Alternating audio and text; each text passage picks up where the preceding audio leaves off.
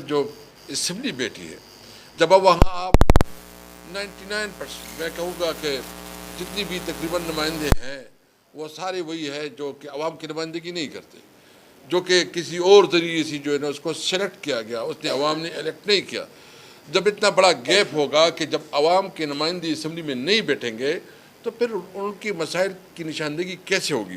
تو نمبر 1 ہمارا مطالبہ ہے کہ وفاقی حکومت اگر کوئی فیصلہ کرتی ہے تو اس کو پارلیمنٹ میں لے کے آئیں، اور تمام سٹیک ہولڈرز، یعنی جتنے بھی سٹیک ہولڈرز ہیں وہ ہمارے پارٹیاں ہیں یا مختلف موومنٹس ہیں، ایون مارن بلوچ ہے، ان سب کو جو ہے نا آن بورڈ لیا جائے اور ان کے جو کنسرن ہے اس کو ایڈریس کیا جائے۔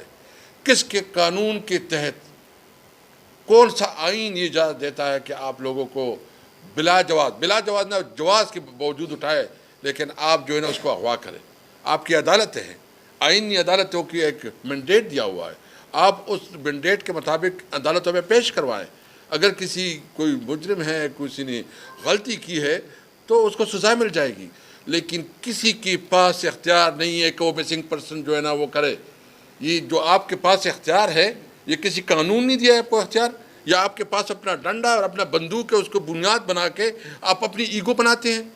آپ بھائی جان یہ ملک جو ہے نا، یہ جو عمر ایوب صاحب ہمیشہ کہتے ہیں کہ سٹیٹ جو ہے نا یہ عوام سٹیٹ ہے، یہ پارلیمنٹ سٹیٹ ہے، یہ پارلیمنٹ کی یہ عوام کی نمائندی سٹیٹ ہے۔ یہ سٹیٹ کوئی وہ جو اپنے آپ کو سٹیٹ کہتے ہیں وہ سٹیٹ کی ٹولز ہیں۔ ہم اس وقت اس ملک میں جو کچھ ہو رہا ہے اس پہ ہمیں شدید تشویش ہے کہ مہنگائی کدھر پہنچ گئی ہے۔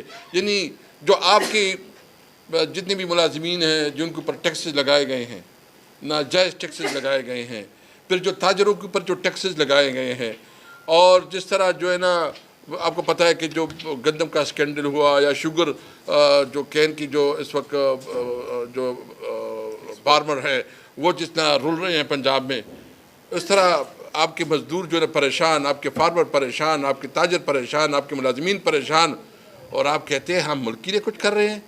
میں بتاؤ وہ کون سے لوگ ہیں جس کے لیے آپ کچھ کر رہے ہیں؟ نہ آپ قانون کو مانتے ہیں، نہ آپ آئین کو مانتے ہیں، نہ آپ پارلیمنٹ کو مانتے ہیں، نہ آپ عدالت کو مانتے ہیں۔ آپ ہو کون بھائی؟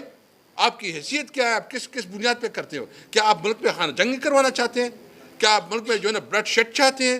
آپ نے تو ملک کو اس ورچ پہ لے کے آئے ہیں کہ اس وقت جو ہے نا کوئی ادارہ جو ہے نا اس وقت افیکٹو نہیں رہا۔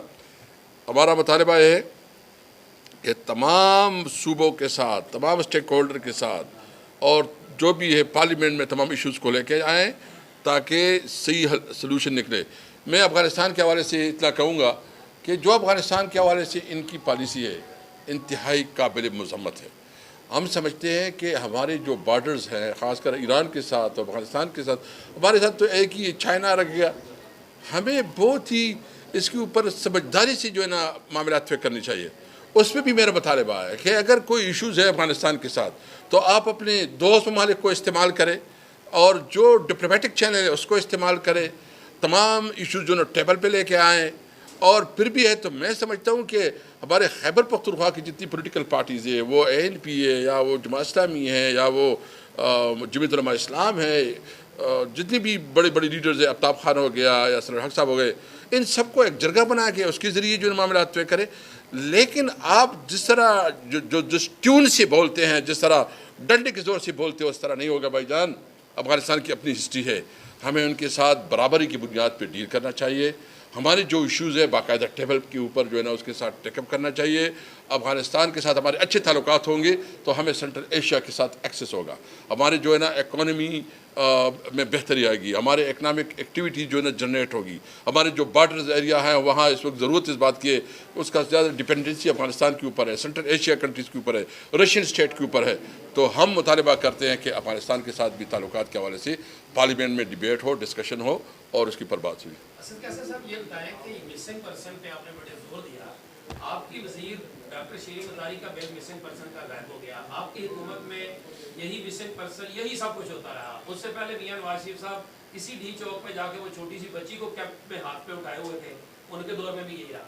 مسنگ پرسن کے معاملے میں کم از کم پولیٹیکل گورنمنٹ جتنی بھی ہے یا تو آپ بے پاس ہیں یا ملے ہوئے ہیں دونوں کے دونوں۔ دیکھیے بھائی جان، ایک منٹ میں آپ کو بتاؤں نا، نمبر 1 یہ ہے کہ آپ یہ دیکھیں کہ ہماری حکومت میں کتنے مسنگ کم از کم جو اختر مینگل صاحب کے ساتھ ہم نے ڈیل کی تھی مور دین 300 لوگوں کو ہم نے رہا کروایا اور ہم نے ایک اسپیشل کمیٹی بنائی بلوچستان کے حوالے سے. آپ کے نالج میں ہے, آپ کو پتہ ہے کہ اسپیشل کمیٹی بنائی, لیکن وہ ٹائم تھا کہ پھر آپ کو پتہ ہے کہ ہماری حکومت جو ہے نا آخری 6 مہینے میں ہمارے خلاف تو ساری سازشیں شروع ہو گئی. پھر جو ہے لنڈن پلان آ گیا تھا, رجیم چینج کا منصوبہ آ گیا تھا, وہ ہم کہیں تو سب سے زیادہ جو رہائی ہوئی ہے لوگوں کو اور ریلیف پلایا وہ ہمارے وقت میں ہوا. سر کوشچن یہ ہے کہ موجودہ امن و امان کی صورتحال بلوچستان ہے یا اگر پنجاب کے دیگر علاقوں میں دیکھتے ہیں تو ایک اچھی نہیں ہے. ہوم منسٹر صاحب کہتے ہیں کہ یہ شنگھائی تعاون تنظیم میں جو اجلاس ہونے جا رہا ہے یہ اس کو ثبوت کرنے کی کوشش کی جا رہی ہے. کیا آپ اس معاملے کو دیکھ رہے ہیں یا بلوچستان میں ایک سچویشن جو ہے وہ الگ ہی کھڑی ہو رہی ہے, آپ کس وجہ سے دیکھتے ہیں؟ دیکھیں ہم ہر صورت میں دیکھیں کچھ چیزیں ہمارے قومی چیزیں ہوتی ہیں, ہم اپنے قومی معاملات پہ کوئی پالیٹکس نہیں کریں گے. ہمیں ایک ذمہ دار پولیٹیکل پارٹی ہے اور سب سے بڑی پولیٹیکل پارٹی ہے اور عوام کی پارٹی ہے. جو پاکستان کی بہتری میں ہوگا سب سے پہلے ہم کھڑے ہوں گے اپنے ملک کی اور پاکستان کی. نمبر 2, جو اس وقت امن و امان کی صورتحال ہے, اگر آپ مسخروں کو آپ بنائیں منسٹرز اور پھر وہ کہتے ہیں کہ ایچ ایچ او کی مار ہے اور جس طرح وہ بات کرتے ہیں اس کو پتہ ہی نہیں ہے, تو میں سمجھتا ہوں جو اس نے کرکٹ کا بھی بیڑا غرق کر دیا اور امن و امان کا بھی بیڑا غرق کر دیا, تو حکومت کو بھی چاہیے. اور حکومت ہوتی ہے جو ریاست ہوتی ہے وہ ماں کی جیسی ہوتی ہے. کیا یہ ماں کی جیسی حکومت ہے جو اس طرح؟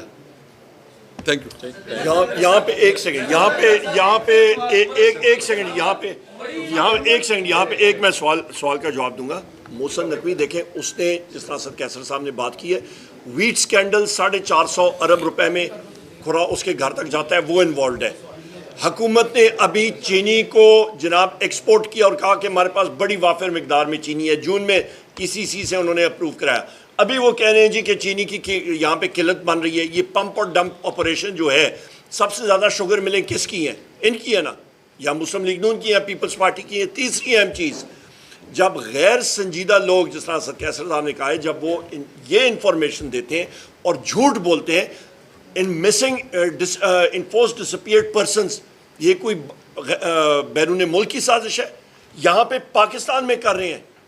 کہاں سے جا رہے ہیں یہ انفورس ڈسپیئرڈ پرسنز؟ کون لے کے جا رہا ہے؟ او بھائی خدا را, پاکستانیوں کے ساتھ آپ کے پاس کورٹس ہیں, اسپیشل کورٹس ہیں, کوئی چیز ہے تو وہاں پہ آپ لائیں. PTI سب سے زیادہ یہاں پہ اس کی متاثر ہے.